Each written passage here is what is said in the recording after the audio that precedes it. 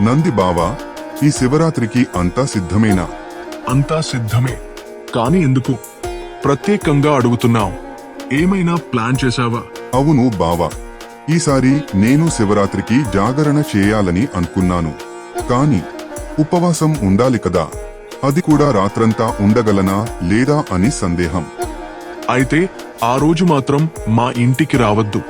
ఊరుకో బావా, నేను నీతో తలపడగలనా? అది కూడా శివయ్య ముందు. సరదాగా అన్నానులే. కాని ఉపవాసం అంటే కడుపు కాల్చుకుని చేయాల్సిన పని కాదు. మనం ఆకలితో బాధపడుతూ ఉంటే ఆ శివయ్యకు కష్టంగా ఉంటుంది. మరేం చేయమంటావు? తినకుండా ఉండగలిగేవారు ఉండొచ్చు. లేకపోతే పండ్లు, పాలు తీసుకుని తక్కువగా తిని ఆ స్వామిని ఆరాధించాలి. సరే బావా, అసలు ఇంతకీ శివరాత్రి ఎందుకు జరుపుకుంటారు? సరిపోయింది. ఎందుకో తెలియకుండానే జాగరణ చేయడానికి రెడీ అయిపోయావా? సర్లే బావా, దుర్గమ్మను అడుగుదామంటే ఆవిడ కూడా బిజీగా ఉంది. అయితే విను.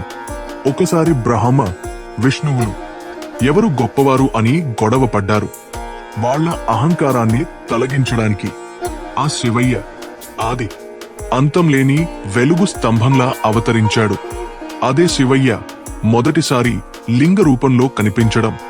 అప్పుడు వాళ్ళిద్దరూ ఆది అంతం కనుగొనలేక తమ తప్పును తెలుసుకున్నారు.